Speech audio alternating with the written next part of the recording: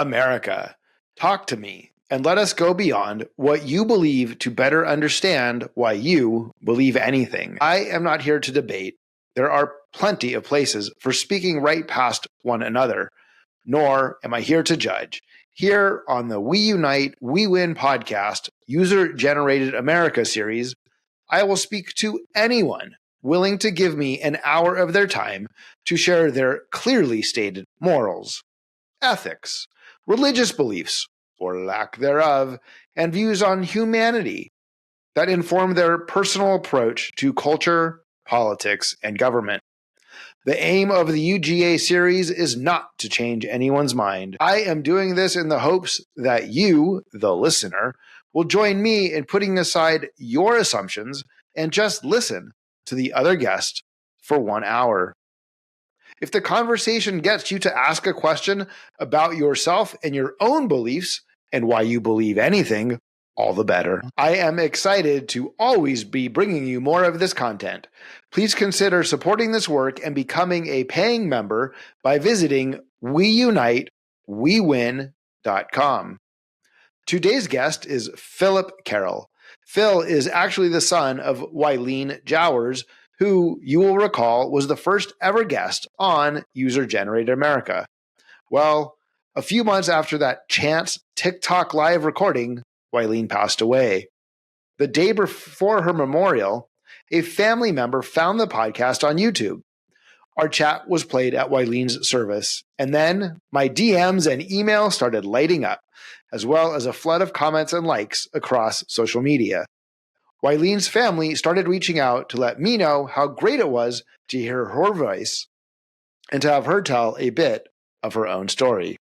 Well, when Phil heard his mother, he also wanted a chance to tell a bit about his beliefs. Not only how different his beliefs turned out to be from Wileen's, but also to share his journey there. Fortunately, that is exactly what we do here at UGA. Let's chat with Phil Carroll.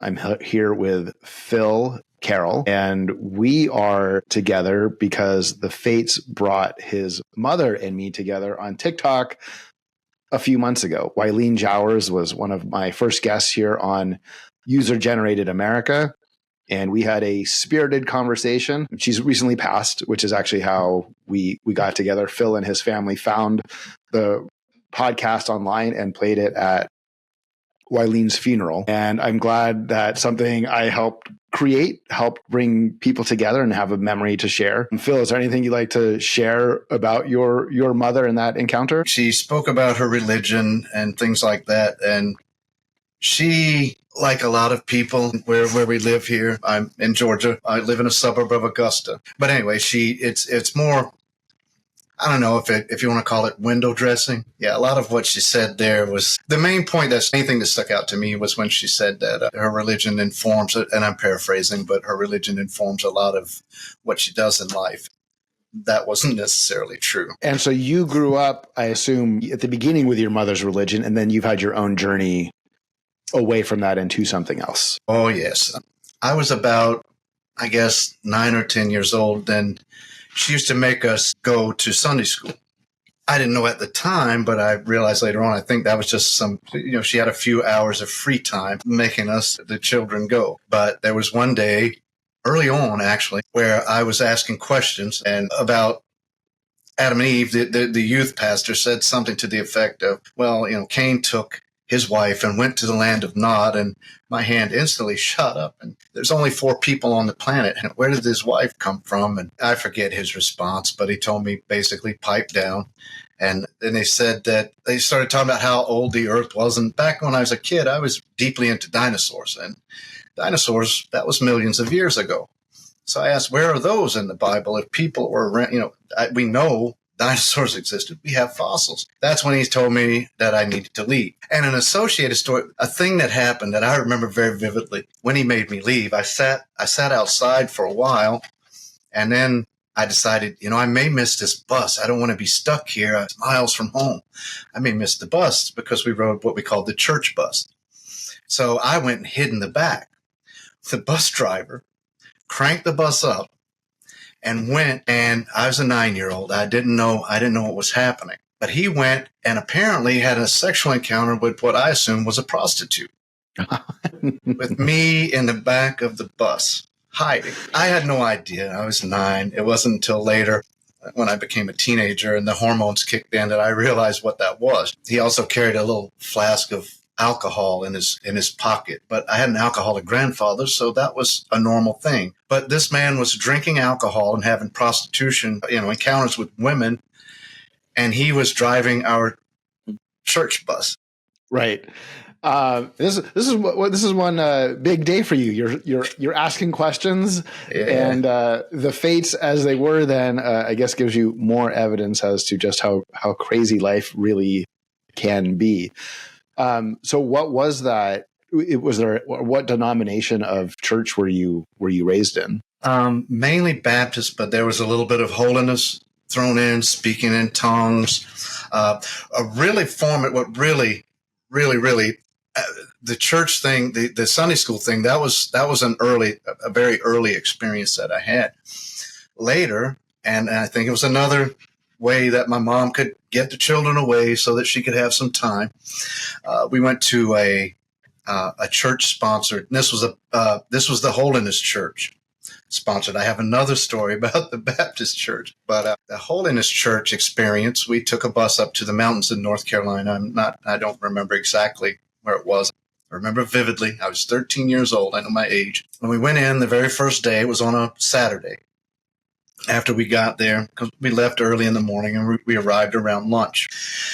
We went immediately and had a church service. And this is one of the first times that I experienced speaking in tongues and people throwing their legs around and acting, if you've ever seen that on stage. Oh, yeah. But they had a stage. It was what's called a butler building, a metal building, usually for industrial or commercial purposes. But they had one at the back. It was a road. I remember this. It was a single road that went straight back to this butler building, which was the worship center. And along the road were cabins.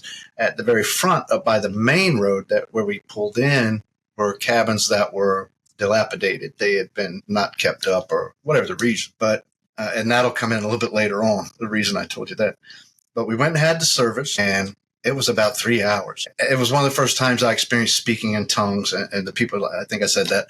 But the man got so excited up there, he got wrapped up in the microphone cords and fell down and flopping on. And I was a 13-year-old kid. I had a hard time not laughing. I knew that wasn't the thing to do. And I'm on the front, in the very front. Okay. Well, before we came up here, my grandmother had told my mom that all the children need, all the boys, the only thing the boys need are white T-shirts and blue jeans. So that's the only thing I had. Well, everybody left out of the service and went and changed into suits. And they had tables lined up right outside of this building, the worship center, with food. And okay, everybody get in line. So I got my little plate and got in line, and everybody was being fed. I get up to the first lady and she says, "Where's your suit? You're not dressed appropriately." This is what I told. All I need, this is all I have, are this stuff here. "Well, you need to go get dressed before we can feed you." Well, I didn't get fed by those people for a week. It's a good thing that I've been a lifelong prepper. When I was young, from about the age of 4, I think, 3 or 4, to the age of 8, when she met my stepfather and things stabilized. I believe that affected me mentally.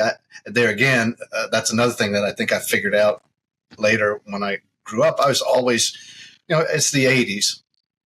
We didn't have the internet, so I spent a lot of time in the library studying Native American culture, because we're here in Georgia, and I knew the Cherokee were here long before white men were. They survived. So if things happen in a bad way, I can't eat or whatever, then I studied that the way they did it, and it translates. So what I did was I left, and that night I stayed in one of the little dilapidated things, the ones I was telling you about before, the little cabins. It wasn't any more than 8 feet wide, maybe 10 feet at the most. I stayed in that night, and early the next morning, before anybody got up, I left and went out into, there was a hill that went down, and we're in the mountains, and I found a stream out in the wilderness, if you will. I believe I ate I remember one turtle. I remember eating lizards. I caught a snake and ate it. Wow. I was an amateur herpetologist for a while, so snakes don't bother me. And I was doing that when I was 13, too. We used to go snake hunting, me and another friend. That's how I ate. And the stream there was just crystal clear. I'd never seen anything like that. Crystal clear water. I drank from that. I bathed, something called a sand bath. You take the sand from the bottom of the stream and you can clean yourself with that. Learned that from Native Americans. But that's what I did for a week. I did it that day. As it started to get dusk, went back to the little cabin, slept underneath one of the bunks that didn't have a mattress on it. I slept underneath that. And my mom did give us a little bag of, I guess, granola bars. I had a little bit of that. So it was supplemented somewhat. But I spent the entire week. And at the end of the week, that morning, we were roused. Hey, we're leaving. I think it was a Friday. It wasn't quite an entire week. So I crawled out from under my bunk, got on the bus, and went to the back again, like I did it with the church thing. And no one even knew I was gone. No one knew I was gone. So that made me kind of think deep and hard. These people are religious, but they wouldn't feed me because I was not dressed appropriately. Yeah. So you are raised Baptist and in a holy church. You, from a young age, preteen and then into teen, start to have your doubts. And it's a story that I've heard from others, which is basically something inside you gets you to ask a question. Mm. Do you know what it was inside you that got you to ask questions? Well, the thing that first made it click was the Sunday school incident. And then we had this thing, and it's the Holiness Church. Holiness is a subset of Christianity, like Baptist and Catholic. But this was the Holiness Church that did this. So that made me think, okay, they wouldn't feed me. You know, that doesn't seem like what they say the Bible teaches, right? It's not supposed to be that way. It's supposed to be love your neighbor and all that. So that got me thinking, but the brainwashing that occurs when you're learning your religion when you're young, you're impressionable, you're easy to brainwash. And that kind of tempered what I was thinking about it. Maybe it's not like I think it is or whatever it is. It wasn't until much later. And by the way, I was in my early 30s when I finally decided to stop pretending that or believing in God just in case. That's what I started to do. Was believing in God just in case. Around what age? This was believing in God just in case right after the Baptist incident, which was 2 years later, or 2 or 3 years. I was 15 or 16, and another camping trip, but that was to a local lake we have here known as Clark's Hill. They call it Strom Thurmond, which is ridiculous. But anyway, that's beside the point. Clark's Hill, we had a camping thing. So we went up. They had rented a place that had cabins, I guess, unless it was owned by the church. I really don't know. But there were cabins there. And I had brought an 8-man tent. I'm going to set it up. I'll help people. That's how a lot of people can sleep in this thing. But no one was willing to help me set it up. So I kind of spread it out and made a beanbag of sorts, if you will, hollowed out. And I laid down in this thing. And I'm looking around and I see the counselors over to my left playing poker, drinking liquor and beer, cursing and smoking. Okay, but because it was screened in, it was a screened in pavilion where they were. I could hear, I could see. I was no more than 20, 30 feet away. The other teenagers who belonged to the church had driven their personal vehicles up. I witnessed debauchery that night that you would be hard to see in a brothel. These people, it was just incredible. And I just laid there and watched all of this. And it was just crazy. People running around.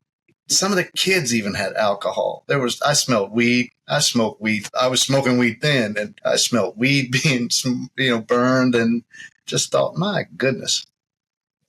These people, it's all window dressing. None of this is real to these people. Or it seemed like it.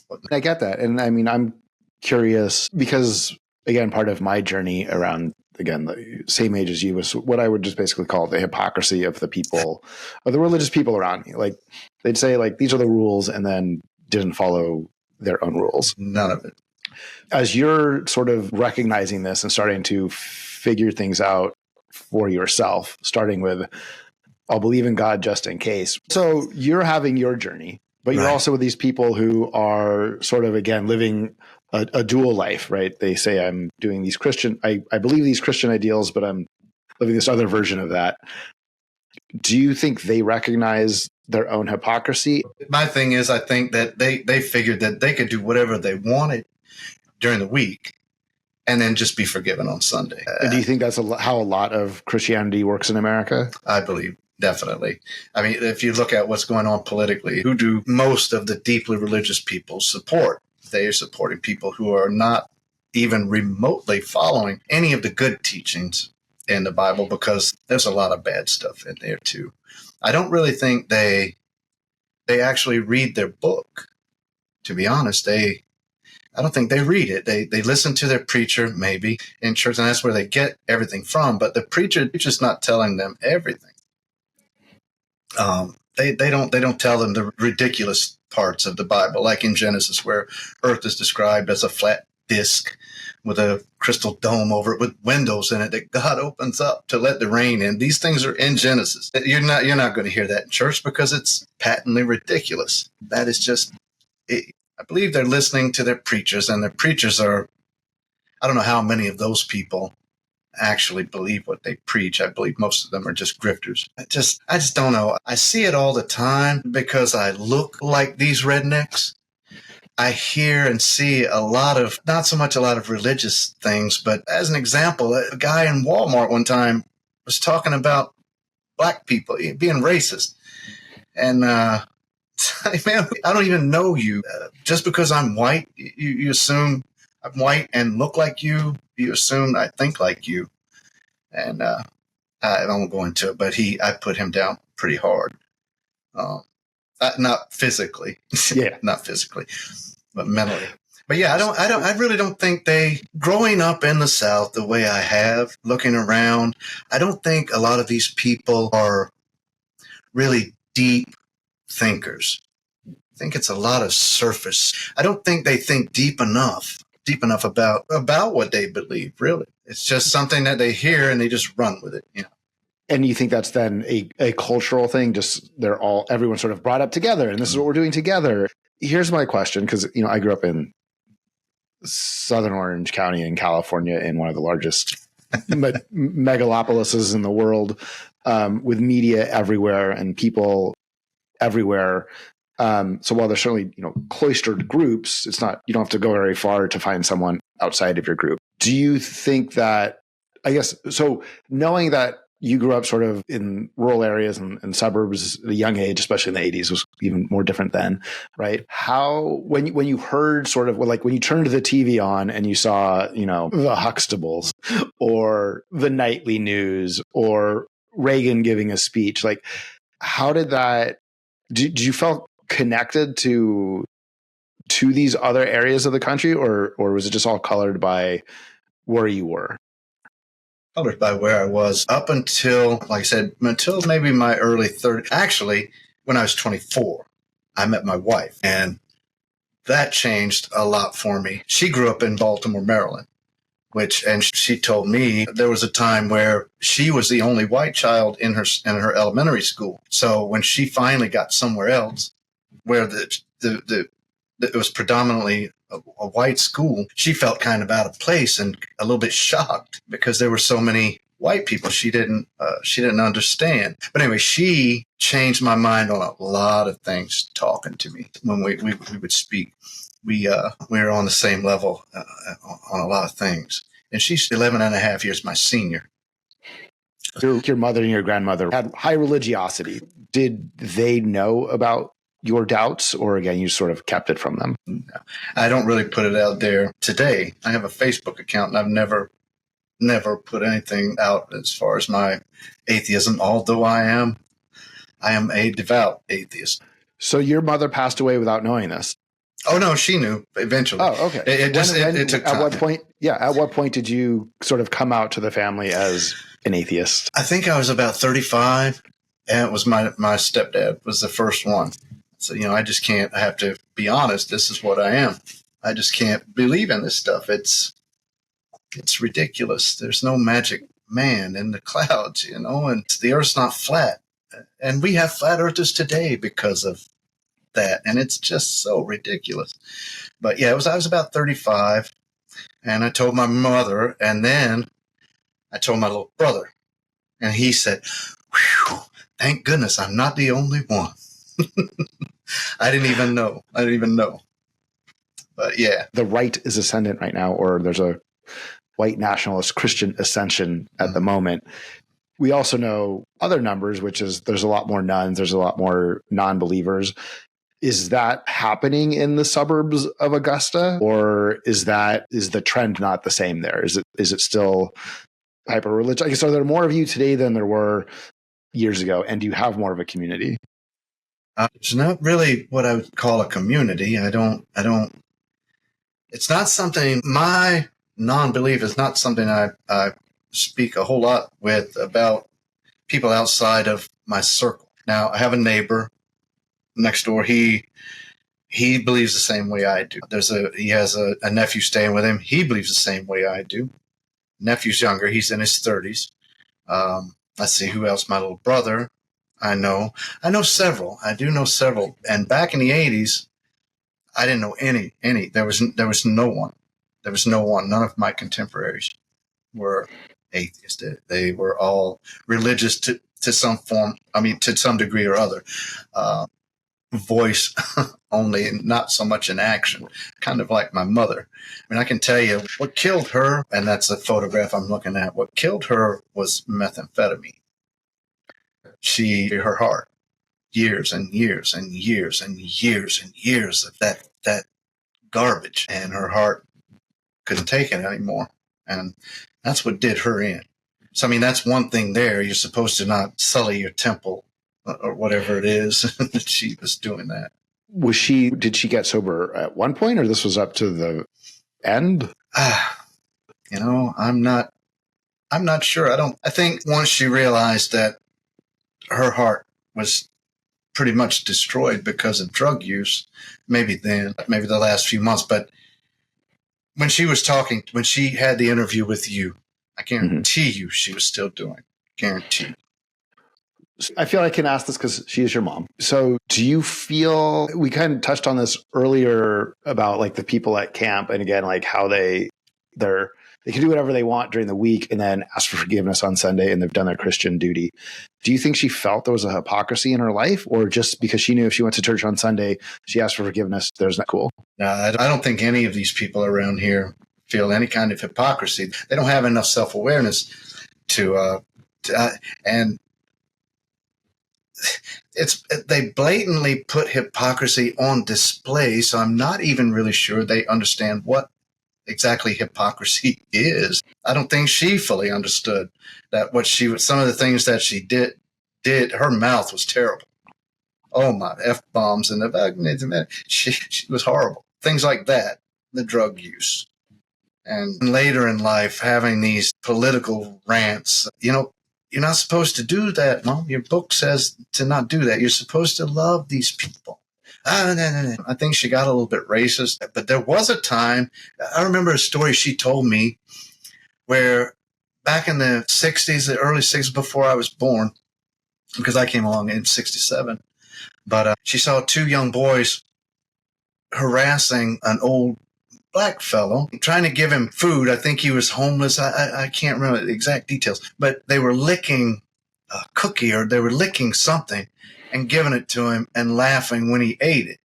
And she got mad about that and went and got him something from out of this little convenience store, country store, whatever it was, and fed him. And I remember that. But then later on in life, she was just horrible, horrible, horrible.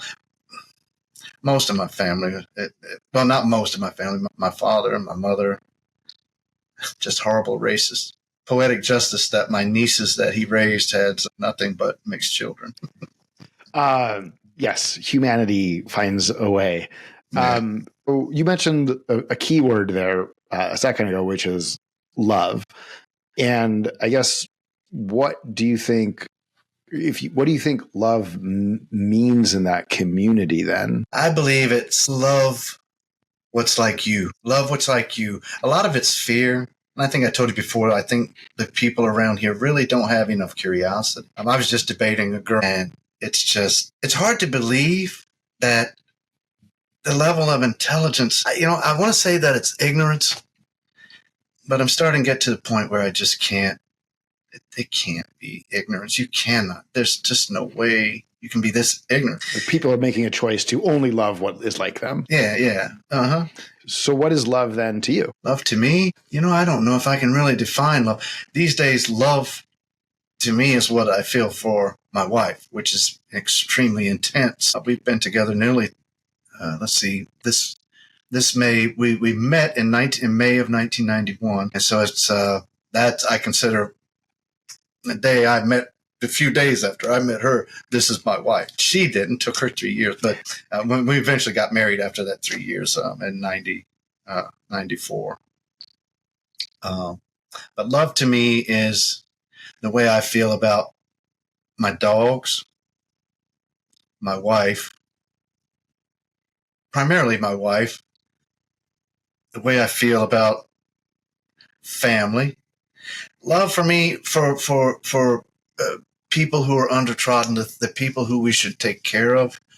Not sure that's love. I think that's probably more care, for lack of a better term. But love for me is what I feel for my wife, my dogs, my family, some of my family. I have some that I don't, excuse my language, I would not piss on them if they were on fire. But yeah, love for me is an intense thing, an extremely intense thing.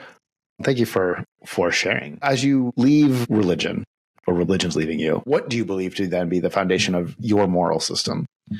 Empathy. Just have to have empathy. If you're empathetic, then I think that's all it takes. Just empathy. And there seems to be a lack of that these days with a lot of people. They're just not empathetic.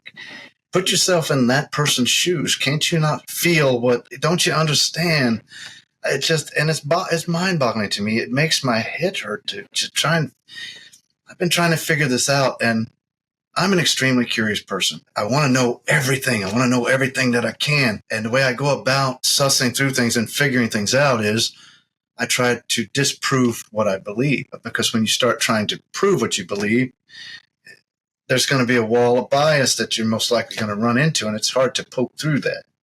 So if you try to disprove what you believe, then you'll get to some truth. But just be empathetic. If people were more empathetic.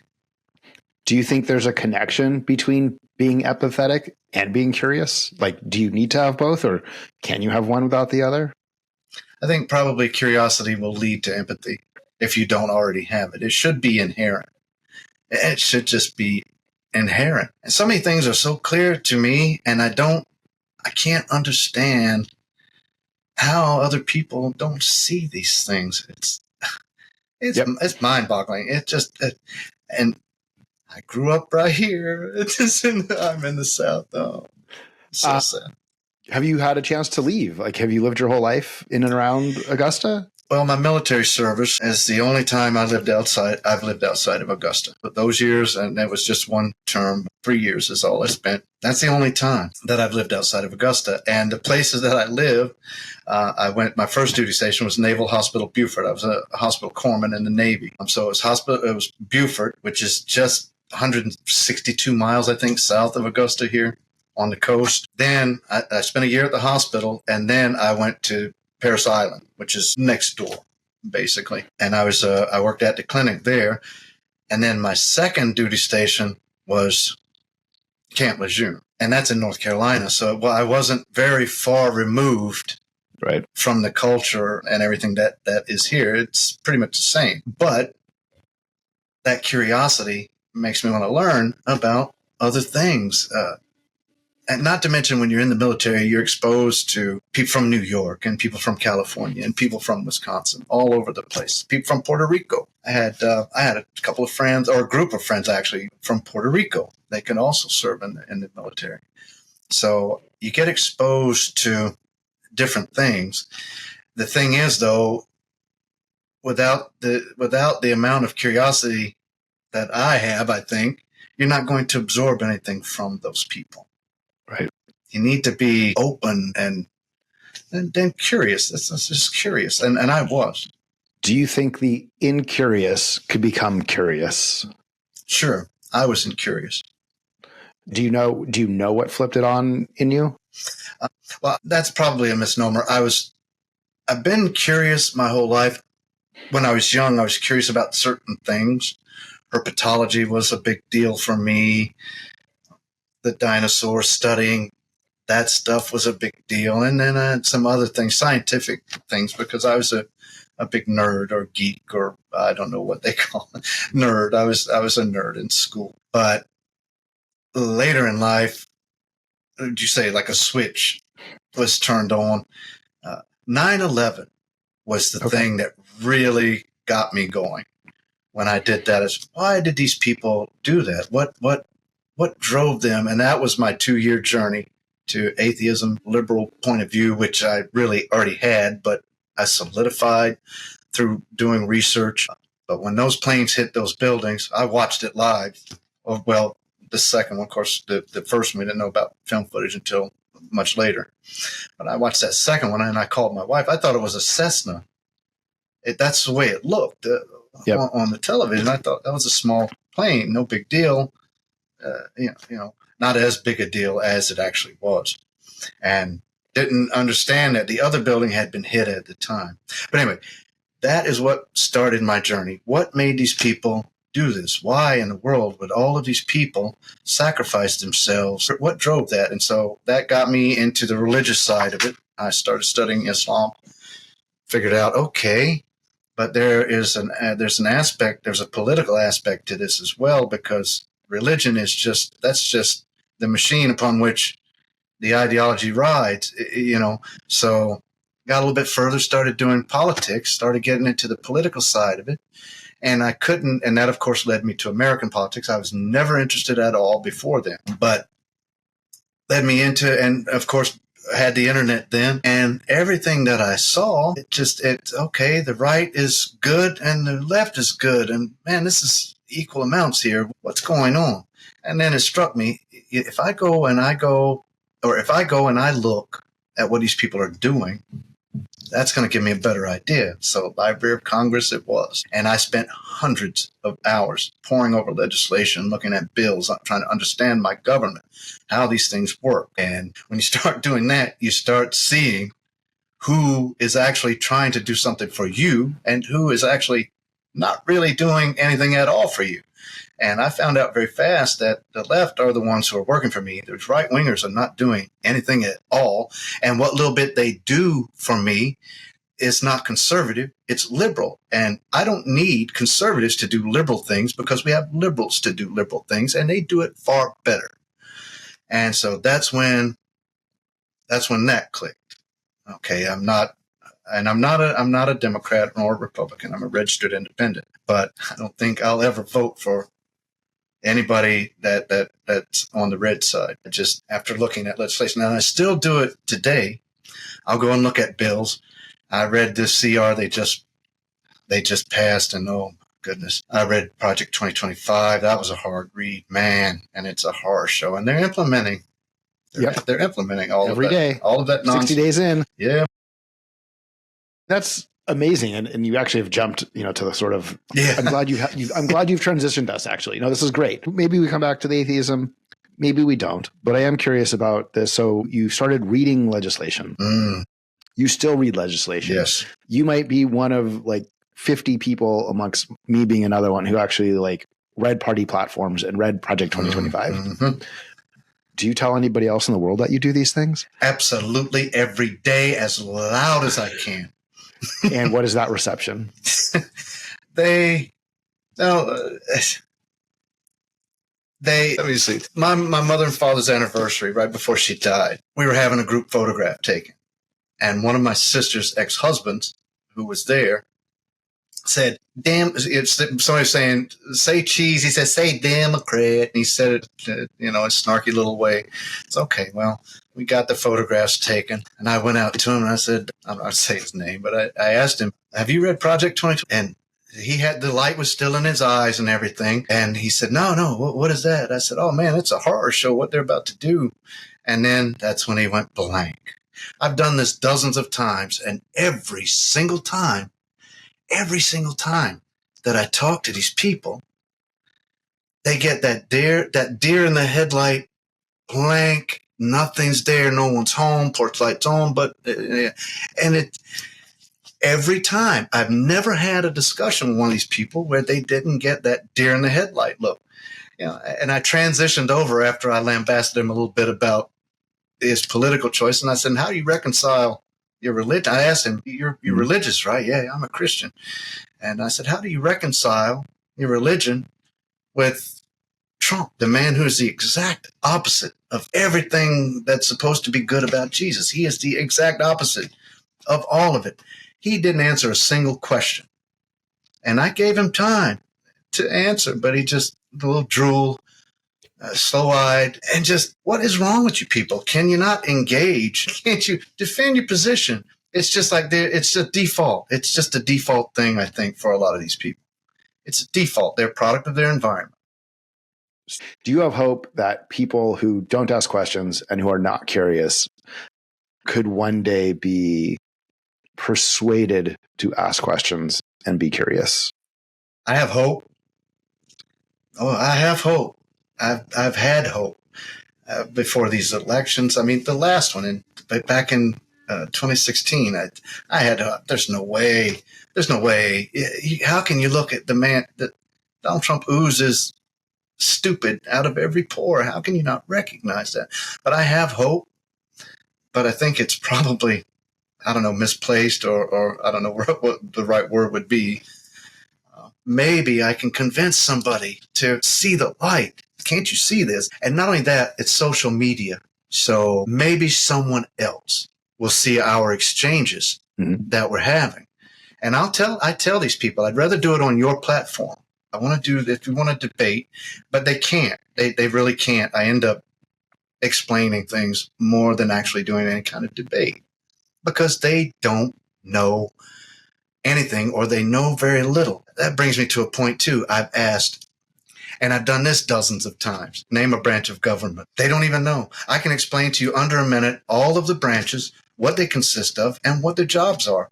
I can explain to you like you're five, but they can't even name. One time, after about 10 times, I asked my father, and he said the judiciary. Okay, I'll take it. It's not exactly what it is. Well, so are people who, when you ask the question and they don't know, are they then open to an explanation? When you give the explanation, do they believe you, or do they just say, whatever, that's nonsense, it doesn't mean anything to me? I do have a couple of what I call pseudo-intellectual conservative friends that they get the deer in the headlight too, but they will engage a little bit. But the majority of the others, they don't. It's the deer in the headlight. They don't talk back. They just look at me like I have three heads. And it baffles me. We talked the religious part and the aspect of sort of, again, you grew up a certain way, you're not exposed to much other stuff, so it does make sense that without curiosity, you're sort of, I won't say trapped, but you are where you are. Mm-hmm. You mentioned a couple times race and racism, but what we haven't necessarily connected is the overarching, this form of Christianity and racism.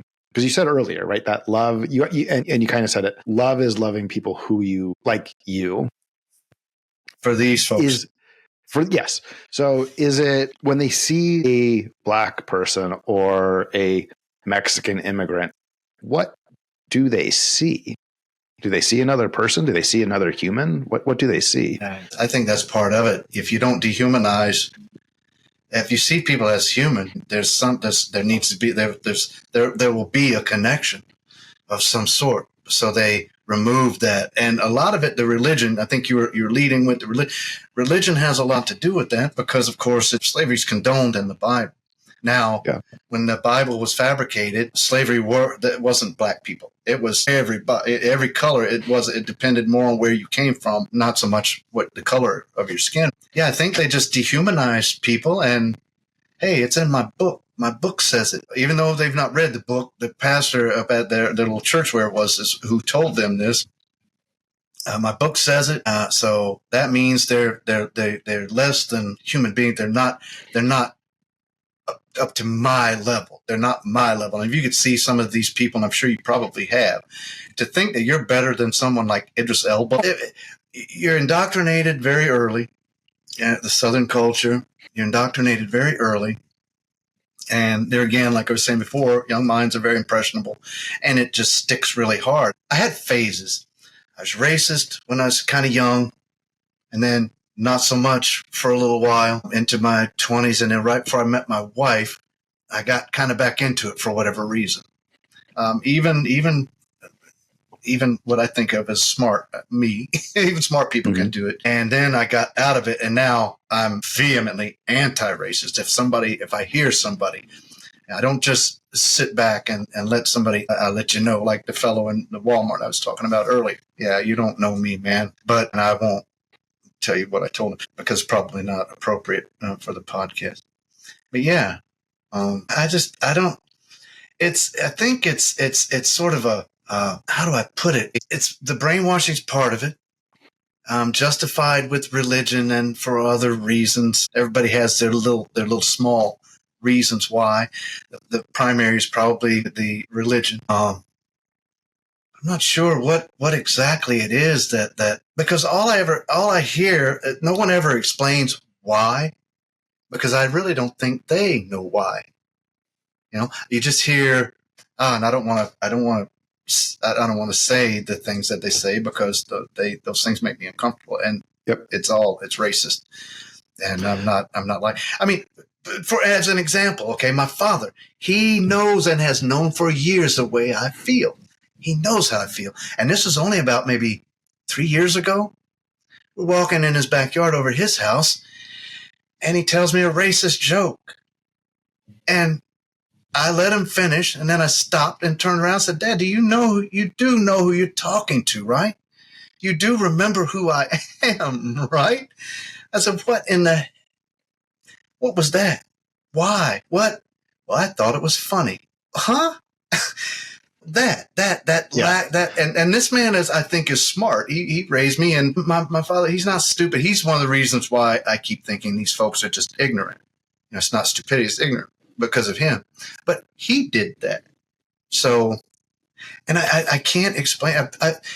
I'm telling you, Lauren, these things hurt my head every single day. Well, you are not alone. Sometimes maybe it feels like that down in Augusta, but you are not alone. It hurts a lot of heads here in my little bubble. And it's a wonderful bubble. I wish I was there. Is this sort of idea that, with the racism, that people, especially poor Republicans, are constantly voting against their own self-interest. That's right. They do. In essence, not because they'll get something, but to punish that one black person might also get something. Power. That's my power. That I feel powerful. That's I think that's the only way. That's the only way. You're in abject poverty. You live in a camper. I know people like this. And one of them, a niece, she's the same way. She's living in a camper in my father's backyard, and she's one of the ones that had the biracial children. And what I like to tell them is what you need to look into is something called metacognition. What is that? Is that they think that's some guru, an Indian guru kind of? No, it's an actual psychological term. It's metacognition. It's and I try to tell you, it's basically you learn how to think about how to think. And if hopefully she said the last time I was over there, she said, yeah, I looked into that and we didn't get into any deep discussion. Something, forgot what it was, something that distracted us and we moved on to something else. But I have hope that maybe, she has some of my genetic material, even though it's from my sister. Maybe there's something in there. Maybe there's something in there that'll click and she'll look into this and actually study it and actually learn what it is and read about it and figure out. One of my biggest things when I'm trying to debate these folks are the logical fallacies. Red herring, straw man, slippery slope. It's just, and it goes on and on and on and on. And it's so frustrating to me because I know not to use these things. That's breakdown in critical thinking. Don't do that. But they'll continue to do it. They just continue. People who rely on Medicare, Medicaid, disability, lots of government stuff, especially I imagine in rural Georgia, is getting a lot more dollars than it gives. Blue states subsidize the red states. That's a fact. When their real life is impacted over the next few years, and assuming it is, I mean, I think it's a fair assumption. So we'll assume it is. Will they be angry at?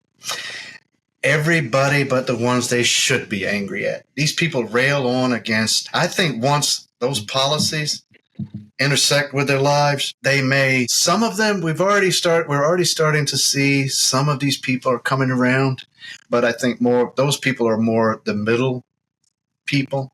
And that's all we need, because Democrats don't elect presidents, and nor do Republicans. It's swingers. Oh my goodness, that came out. It's those people in the middle are the ones who actually do the electing. It's not Democrat and Republican. It's those middle folks that are doing that. So I think a lot of them are going to come around. But my biggest fear is, regardless of who they're blaming, I think the hardcore MAGA folks are going to be blaming all of the folks they should not be blaming. The MAGA folk, the hardcore people, they're going to remain where they are. They're in a cult. This matches the definition of a cult in every way, and even throws a few more things in to solidify that definition.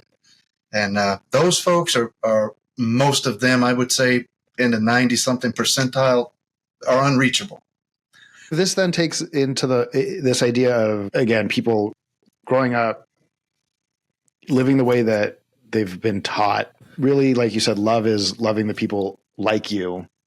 The religion is you can do what you want 6 days a week as long as you repent, repent on Sunday, believe, and then you can start all over again on Monday, and you're doing what you're supposed to.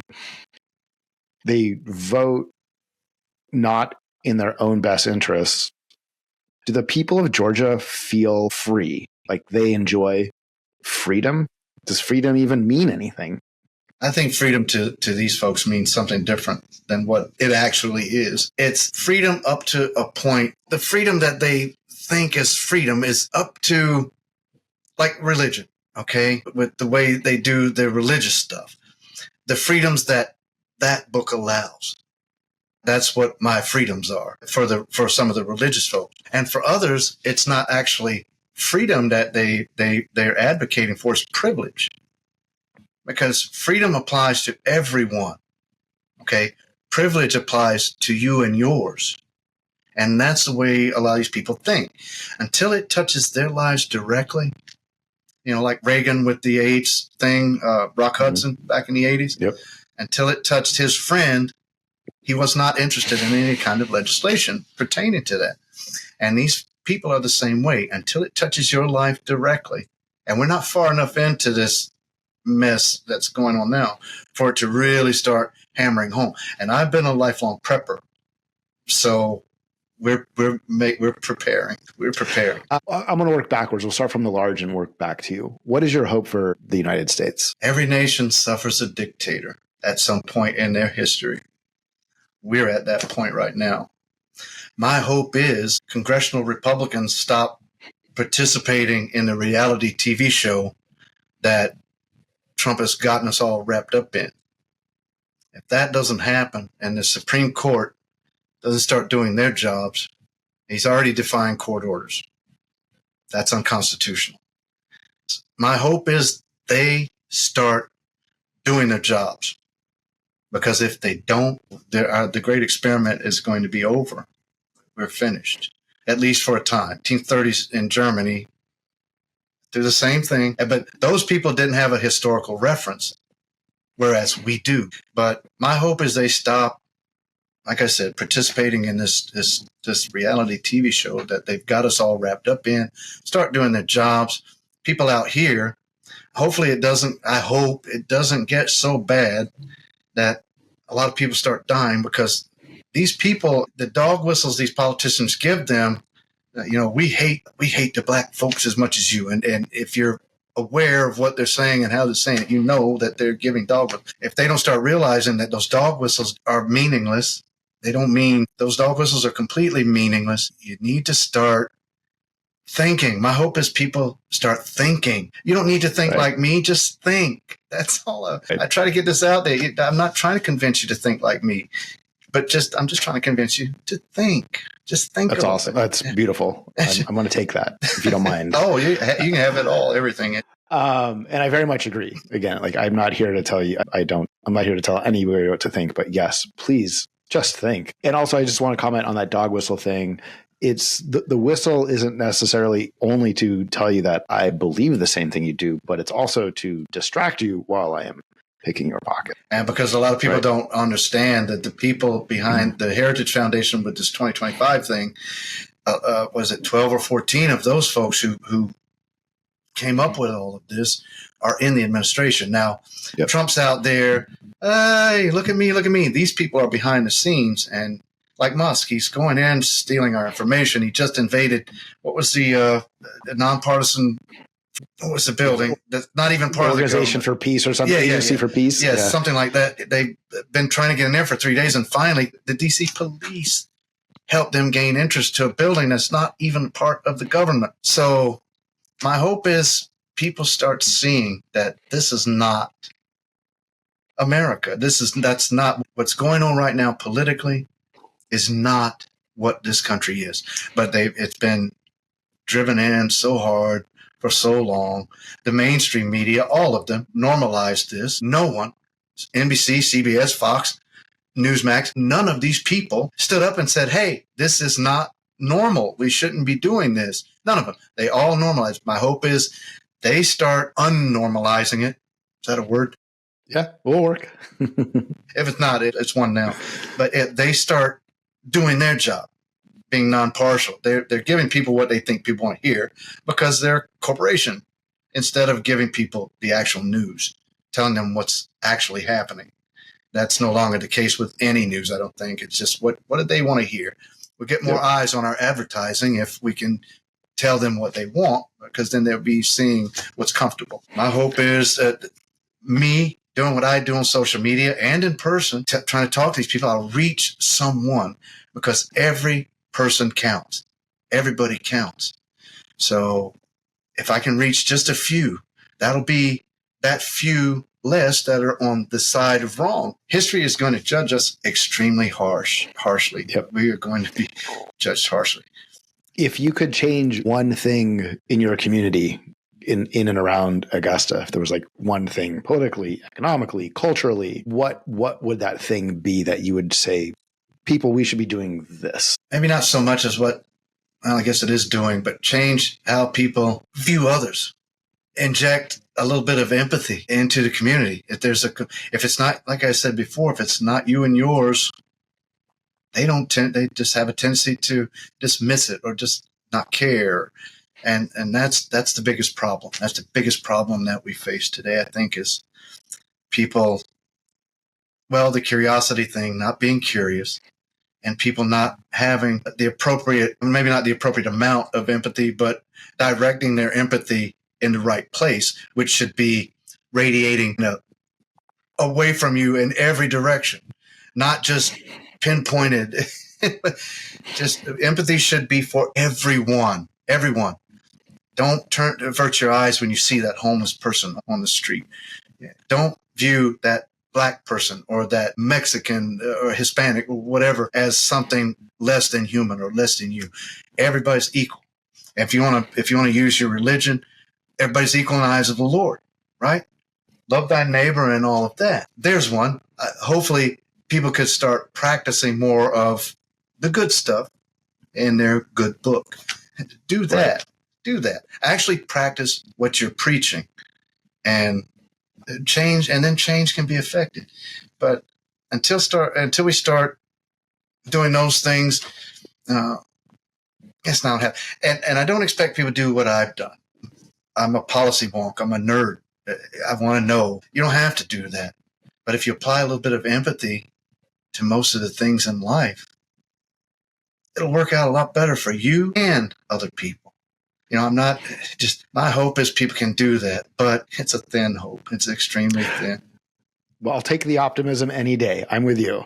And then my final question, Phil, if there's one thing that you would change about your life or that you could add or subtract, what would it be? Money, just money. Money would solve every problem that I have. My relationship is stable. I'm happy more or less where I'm at. I put a lot of blood, sweat, and tears into my little property here. Money is my biggest problem here in my life. Outside of that, dogs. If I could just add a lot of dogs. But money would be the thing that I would need to do that. I'd love to have a big farm, like it's a show we watch on Saturdays. A fellow has a ranch it's a dog ranch. I've forgotten, Happy Dog or something like that. But yeah, something like that would be wonderful. It sounds like a great place to be. Well, I will send out into the universe the energy that all happens. Phil, this was an amazing conversation. I appreciate you sharing things that are deeply personal, your journey with religion and without, the stories of your mother and your family and of your neighbors and what your life is like and the things that you want to see. And just the open honesty of your answers was great. I look forward to getting this podcast out into the world and sharing it. And I just want to say thank you. You're very welcome. The first and third episodes in the User-Generated America series on the We Unite, We Win podcast have been a family affair. Wileen Jowers was the first to share, unfiltered, how she saw the world. I'm grateful for her son, Phil Carroll, to have shared his view of things from the suburbs of Augusta, Georgia. I am excited to always be bringing you more of this content. Please consider supporting this work and becoming a paying member by visiting weunitewewin.com. Come back for the next episode to find out our next stop in User-Generated America. No fear, only love.